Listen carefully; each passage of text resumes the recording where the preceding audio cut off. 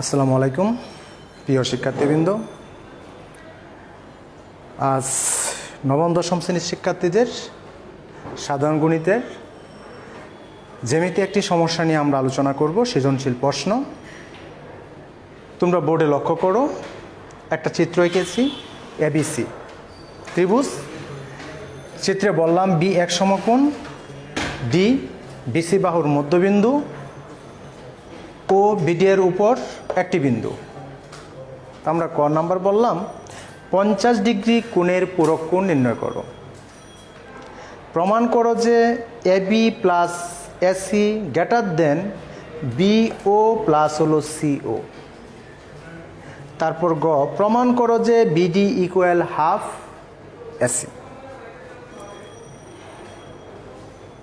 তাহলে আমাদের লক্ষ্য করো যে আমাদের 50 ডিগ্রি কোণের পূরক কোণ নির্ণয় করো। এই প্রশ্নটা সমাধান করতে হলে, উত্তর দিতে হলে তোমাদের পূরক কোণের সংজ্ঞাটা জানতে হবে। তাহলে পূরক কোণের সংজ্ঞাটা কি সেটা আমাদের আগে জানা দরকার। তাহলে ক নাম্বার প্রশ্নের উত্তর যদি দিতে চাও তাহলে শুরুতে তোমাদের পূরক কোণের সংজ্ঞাটা লিখতে হবে।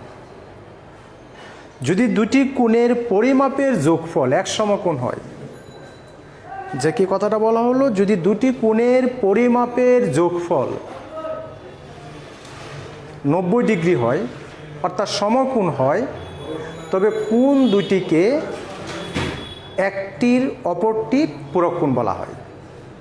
আবার কথাটা বলছি যে পূরক কোণ যদি দুটি কোণের পরিমাপের যোগফল এক সমকোণ হয়, তবে কোণ দুইটির একটি অপরটির পূরক কোণ বলে। তাহলে শুরুতে এই 50 ডিগ্রি কোণের পূরক কোণ নির্ণয় করো। তাহলে তোমাদের কি নির্ণয় আগে পূরক কোণের সংজ্ঞাটা লিখতে হবে, যে যদি দুইটি কোণের পরিমাপের যোগফল এক সমকোণ হয়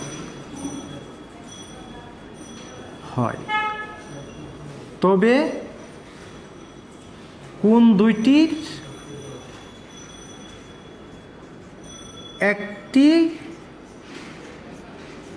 অপরটির পূরক কোণ বলা হয়।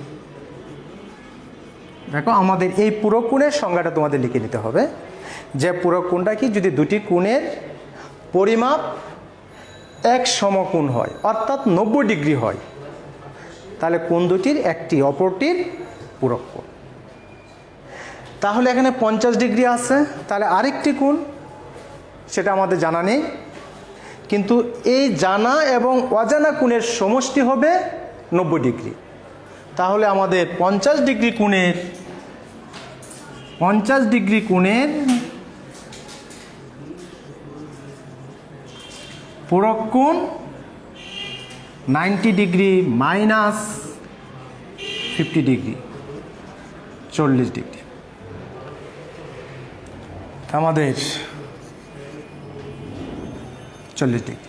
তাহলে দেখো আমাদের কি আসলো, যে আমরা 90 ডিগ্রিটা কোথায় থেকে পেলাম, যে দুটা কোণের সমষ্টি আমরা পেয়েছি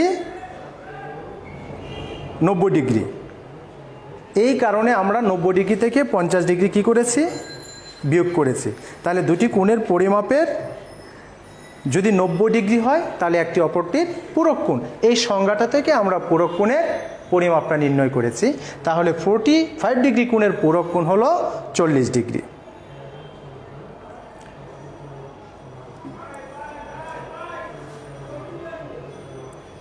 তারপর লক্ষ্য করো, 50 ডিগ্রি কোণের পূরক কোণ নির্ণয় করা হলো। খ নাম্বার প্রমাণ করো AB plus AC greater than BO plus হলো সিও।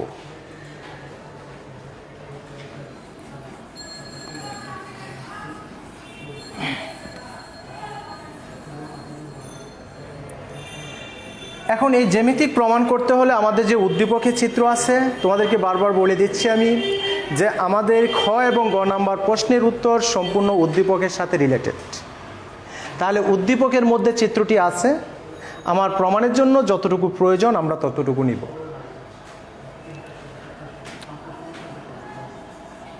তাহলে লক্ষ্য করো যে উদ্দীপকের যে চিত্রটি আছে আমরা সেই চিত্রটি অঙ্কন করলাম, এ বি সি। এখন বলা হলো বি এক সমকোণ, তাহলে বিটা এক সমকোণ, আর ডি বিসি বাহুর মধ্যবিন্দু, ডি বিসি বাহুর মধ্যবিন্দু ও বিডি এর উপর একটি বিন্দু, তার মানে কি আমাকে বিডি আছে ও বিডি এর উপর একটি বিন্দু। এ হলো আমার উদ্দীপকের চিত্রটা। আমার এখান থেকে প্রমাণ আসতে হবে A B plus AC greater than BO plus হলো সিও। এখন আমাদের বিশেষ নির্বাচন লিখতে হবে, বিশেষ নির্বাচন হবে চিত্রের নিচে। তাহলে বিশেষ নির্বাচনটা কি হবে? তো লক্ষ্য করো যে বিশেষ নির্বাচনটা আমাদের উদ্দীপকের যে উদ্দীপকে চিত্রে এবিসি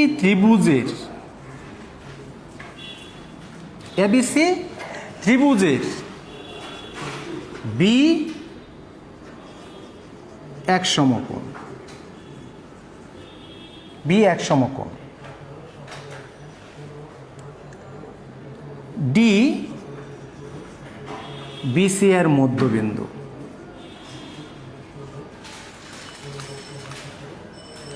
ও বিডি এর উপর একটি বিন্দু। এখন তোমরা লক্ষ্য করো আমাদের AB plus AC greater than BO plus হলো সিও। তাহলে এই যে আমাদের এবিসি ত্রিভুজটা আছে, এখানে বি এক সমকোণ। আমার যদি এই তথ্যটা ইচ্ছা করো লিখতে, এই পর্যন্ত এই প্রশ্নের প্রমাণের জন্য আমাদের প্রয়োজন নেই। এখন কেউ যদি মনে করো লিখে পেল, সমস্যা নেই, যে আমাদের উদ্দীপক থেকে আমরা এটা জানলাম যে বি এক সমকোণ, ডি বিসি বাহুর মধ্যবিন্দু ও বিডি এর উপর একটি বিন্দু। তাহলে প্রমাণ আমাদের এ বি এসি আছে, বিও আছে, তাহলে ও বিডি এর উপর একটি বিন্দু, তাহলে বিও আমাদের উৎপন্ন হয়েছে, সিওটা নেই। তাহলে আমাদের বিশেষ নির্বাচনের মধ্যে আমাদের সিওটা যোগ করতে হবে, সিও যোগ করি, কারণ আমাদের চিত্রের মধ্যে সেটুকু উৎপন্ন নেই। তাহলে প্রমাণ করতে হবে যে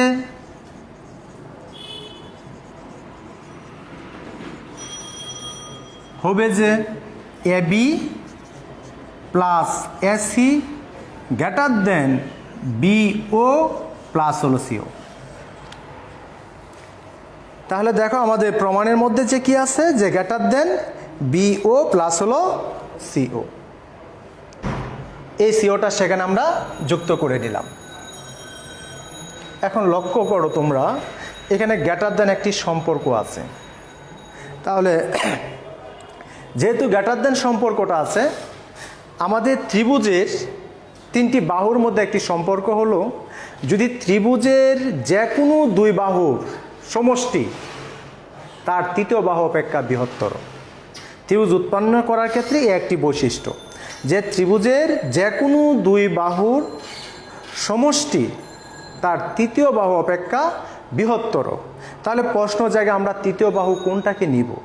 আমরা লক্ষ্য করব যে ত্রিভুজটা আছে, সেই ত্রিভুজটার মধ্যে সবচেয়ে বড় বাহু কোনটা,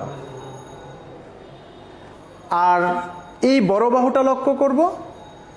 তারপর এই বড় বাহুটার দৈর্ঘ্য থেকে অপর যে দুটি বাহু আছে এদের সমষ্টি বড় হবে।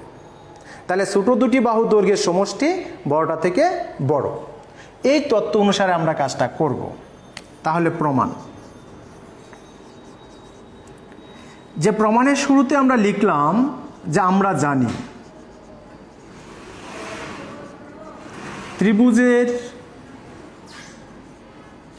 যে কোনো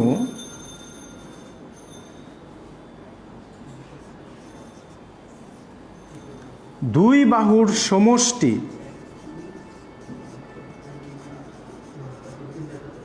সমষ্টি তার তৃতীয় বাহু অপেক্ষা বৃহত্তর। দেখো আমরা এই কন্ডিশনটা ব্যবহার করব। আমরা জানি ত্রিভুজের যে কোনো দুই বাহুর সমষ্টি তার তৃতীয় বাহু অপেক্ষা বৃহত্তর। তাহলে এই তত্ত্ব অনুসারে লক্ষ্য করো,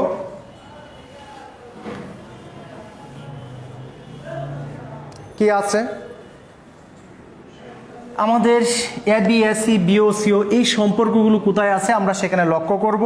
আমরা লক্ষ্য করলাম এ বি ও, ত্রিভুজটার মধ্যে এবি আছে, বিও আছে, আর এসি এর মধ্যে ডি একটি বিন্দু আছে যা মধ্যবিন্দু। যে ত্রিভুজ এ বি ডি এ, ত্রিভুজ এ বি ডি এ, তাহলে এবি প্লাস এসি গ্রেটার দ্যানটা এবি এর দিকে আছে, তাহলে এবি প্লাস এডি গ্রেটার দেন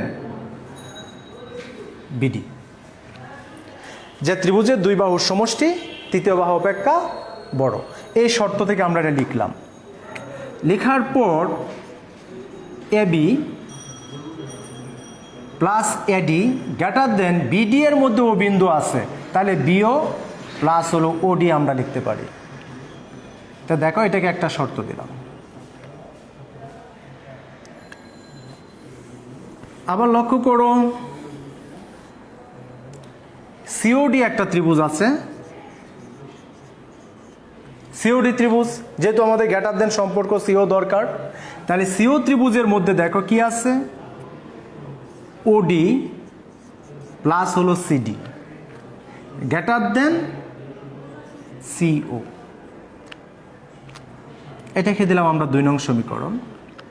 তো এবির সাথে আমরা এসি আনবো, তাহলে এডি প্লাস সিডি যোগ করলে এসি হয়। এর জন্য আমরা এই দুটো অসমতাকে যুক্ত করে দিব। 1 নং ও 2 নং অসমতা যোগ করে পাই। তাহলে 1 নং 2 নং অসমতা যোগ করো, এবি প্লাস এডি ওডি প্লাস হলো CD greater than BO plus হলো ওডি প্লাস হলো সিও। দেখো আমরা যুক্ত করলাম যে এই অসমতার বাম পক্ষের সাথে বাম, ডান পক্ষের সাথে আমরা ডান পক্ষ যোগ করে দিব।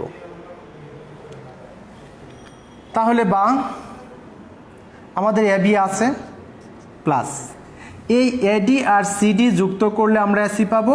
এই দুটিকে একসাথে নিলাম, নিয়ে একটা ফার্স্ট ব্র্যাকেট দিলাম, আর ওডিটা আমরা পক্ষান্তর করে দিলাম, পক্ষান্তর করে দেওয়া হলো। তাহলে দেখো AB plus AD plus CD যুক্ত করলে আমরা পাবো AC greater than BO plus হলো সিও। এই দেখো আমাদের প্রমাণ। তাহলে দেখো আমার শিক্ষার্থীবৃন্দ, যে আমাদের যে সম্পর্কটা যে কিভাবে নিয়ে আসলাম, যে গ্রেটার দেন সম্পর্ক আছে, তাহলে এই সম্পর্কগুলো আমাদের ত্রিভুজের যে কোনো দুই বাহুর সমষ্টি তার তৃতীয় বাহু অপেক্ষা বৃহত্তর, এই সম্পর্ক দিয়ে আমরা প্রমাণ করলাম যে আমাদের এবি আনতে হবে, এসি আনতে হবে। তাহলে এবি এবং এসি আনতে হলে আমাদের চিত্রের মধ্যে এবিডি আর সিওডি এই দুইটা ত্রিভুজের সম্পর্ক থেকে আমাদের চলে আসে। এরপর লক্ষ্য করো গ নাম্বার কি আছে, যে প্রমাণ করো যে বিডি হাফ এসি, বিডি এবং হাফ এসি। তাহলে বিডিটা আমাদের প্রশ্নে যুক্তই আছে, সেটা ও বিডি এর উপর একটি বিন্দু, আমরা শুধু ও বিন্দুটা বাদ দিয়ে আমাদের চিত্র যা আছে আমরা তা দিয়ে কাজ করব। তাহলে লক্ষ্য করো যে আমাদের এবিসি যে উদ্দীপকের চিত্র আছে, এই চিত্রের মধ্যে ডিবিসি বাহুর মধ্যবিন্দু, ডিবিসি বাহুর মধ্যবিন্দু, তাহলে মধ্যবিন্দুর সাথে বি বিন্দুটা যুক্ত আছে, সমকোণের শীর্ষবিন্দুটা যুক্ত আছে। তাহলে এই মধ্যমাটা আর সমকোণের বিপরীত বাহু হলো অতিভুজ, অতিভুজের অর্ধেক। সেভাবে আমাদের প্রশ্নটা আসে যে প্রমাণ করে যে বিডি এসি এর অর্ধেক। আর আমরা যখন গাণিতিকভাবে প্রকাশ করি তখন লেখা যায় BD = হাফ AC। তাহলে বিশেষ নির্বাচন দেখো কি লেখা যায়, উদ্দীপকের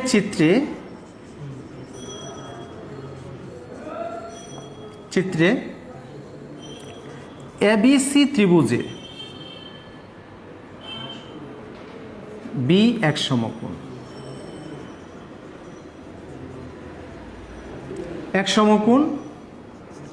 D BC বাহুর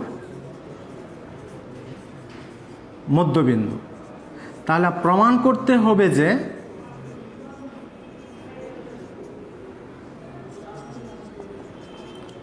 এই BD = হাফ AC। এটা আমরা প্রমাণ করব। দেখো আমাদের চিত্রের সাপেক্ষে সরাসরি আমাদের যা চলে আসে, এর জন্য আর আমাদের সেখানে বিশেষ নির্বাচন কোনো কিছু আনতে হবে না। যদি প্রমাণের যে উল্লেখ থাকে তার যদি কোনো কিছু প্রয়োজন হয়, সেই প্রয়োজনটুকু আমরা বিশেষ নির্বাচনে আমরা অন্তর্ভুক্ত করব। তারপর এটা প্রমাণ করার জন্য আমাদের যদি চিত্রকে বর্ধিত করতে হয় তাহলে আমাদের একটি অঙ্কনে কাজ করতে হয়, তাহলে আমরা সেখানে অঙ্কন করব। এটা প্রমাণের জন্য যে BC এর মধ্যবিন্দু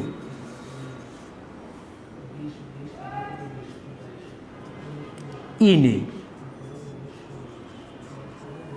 BC এর মধ্যবিন্দু E নেই, এই DE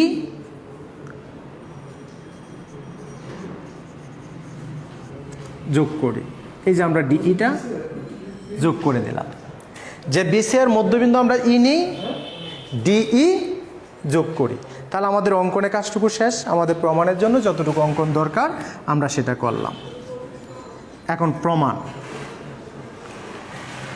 যে দেখো আমাদের প্রমাণের জন্য D BC এর মধ্যবিন্দু, আর অঙ্কনের মধ্যে আমরা নিয়ে নিলাম E BC এর মধ্যবিন্দু। তাহলে আমাদের উপপাদ্য 15 একটি আলোচনা ছিল, ত্রিভুজের যে কোনো দুই বাহুর মধ্যবিন্দুর সংযোগ রেখাংশ তৃতীয় বাহুর সমান্তরাল। আমরা এই তত্ত্বটার আলোকে আমাদের প্রমাণটা করব। তাহলে লিখতে পারি যে আমরা জানি ত্রিভুজের যে কোনো দুই বাহুর মধ্যবিন্দুর সংযোজক রেখাংশ তার তৃতীয় বাহুর সমান্তরাল।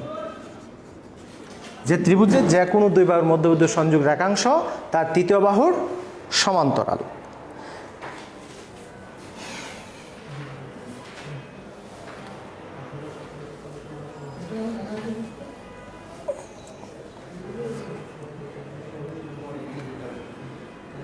প্রদত্ত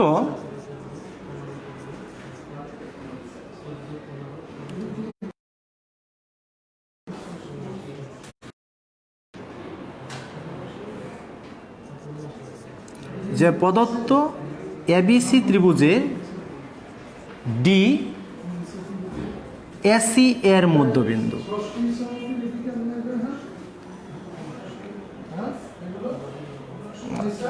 একটু ভুল হয়েছে তোমাদের, এখানে হবে AC। DAC এর মধ্যবিন্দু, যে প্রদত্ত ABC ত্রিভুজের DAC এর মধ্যবিন্দু, তাহলে D যদি AC এর মধ্যবিন্দু হয়,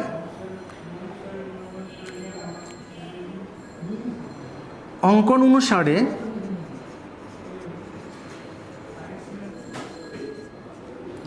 E BC এর মধ্যবিন্দু। সুতরাং DE সমান্তরাল AB। এখন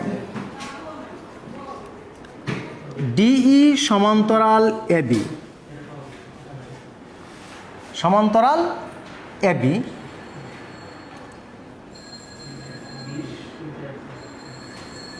এবং বিসি তাদের ছেদক, বিসি তাদের ছেদক। তাহলে ডি ই সি কোণ সমান এ বি সি কোণ এক সমকোণ। কেন এক সমকোণ? আমাদের বি কোণটা হলো সমকোণ। এখন এই বি কোণের সমান হলো ই কোণ, কারণ একান্তর কোণ। যে দুটি সমান্তরাল সরলরেখাকে যদি একটি সরলরেখা ছেদ করে, ছেদকের একই পাশে যে দুটি কোণ উৎপন্ন হয় তাদেরকে অনুরূপ কোণ বলা হয়। আর অনুরূপ কোণ দুটি পরস্পর সমান। যে দুটি সমান্তরাল সরলরেখাকে যদি একটি রেখা ছেদ করে, ছেদকের একই পাশে উৎপন্ন অনুরূপ কোণ দুটি পরস্পর সমান।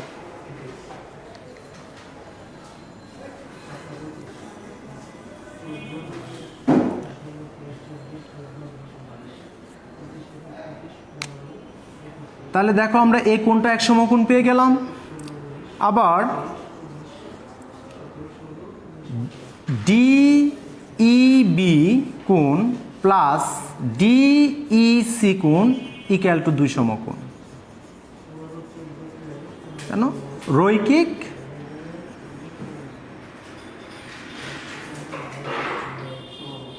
যুগল কোণ।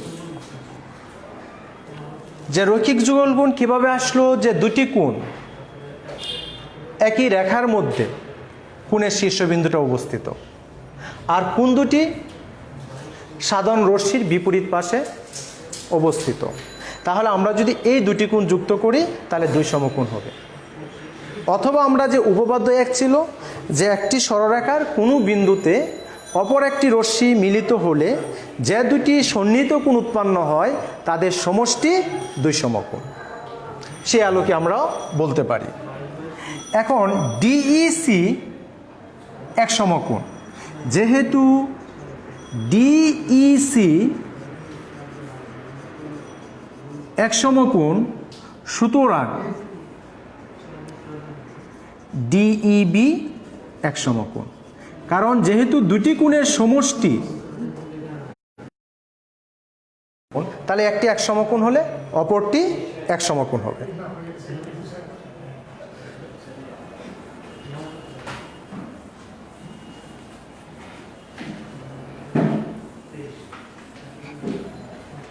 অপরটি এক সমকোণ হবে।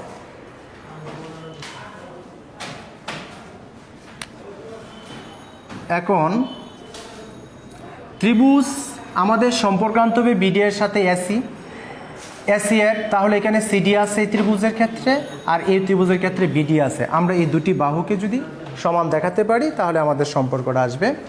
তাহলে ত্রিভুজ বিডিই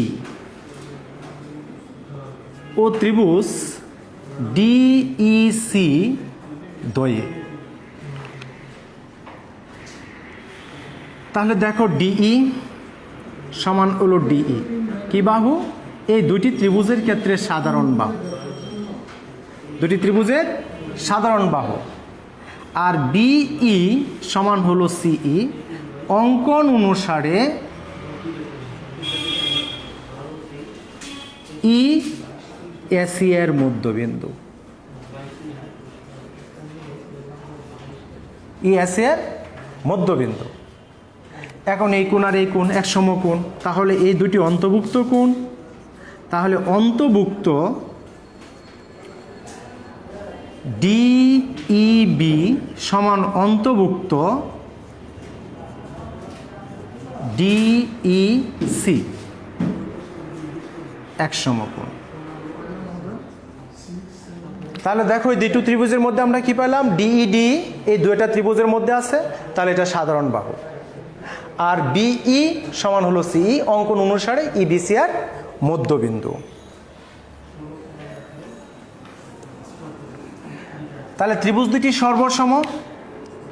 ত্রিভুজ বিডিই সর্বসম ত্রিভুজ ডিইসি। যেহেতু সর্বসম হলো একটি ত্রিভুজ আরেকটি ত্রিভুজের উপর সমপতিত হবে, অর্থাৎ সর্বোপরি মিলে যাবে। যদি সর্বোপরি মিলে যায়, ডি এর সাথে ডিই সমান, বি এর সাথে সিই সমান, তাহলে বিডি সমান হলো সিডি। তাহলে দেখো বিডি সমান হলো সিডি। তাহলে বা সুতরাং বিডি সমান হলো হাফ এসি, যেহেতু ডি এসি এর মধ্যবিন্দু। তাহলে আমাদের প্রমাণ ছিল বিডি সমান হলো হাফ এসি।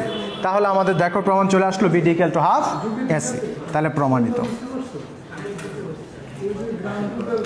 তাহলে দেখো যে প্রমাণ BD equal to half AC, তাহলে একটা ত্রিভুজের এস এর মধ্যবিন্দু আর সমকোণের শীর্ষবিন্দু সংযোগ রেখাংশ অতিভুজের অর্ধেক। তাহলে আমাদের এই যে সৃজনশীল প্রশ্নটুকু তোমাদের সেই অংশের আলোকে আমাদের এটা প্রমাণ হলো। তাহলে আমাদের এই তোমরা বাসায় এই প্রশ্নটা সৃজনশীল অনুশীলন করবা, তাহলে ইনশাল্লাহ এর সাথে যেগুলো রিলেটেড এগুলো পারবা। তা তোমাদের কাছে এখান থেকে বিদায় নিচ্ছি। আল্লাহ হাফেজ। ওই স্যার, হ্যাঁ মারে দেন, এত তাড়াতাড়ি শেষ।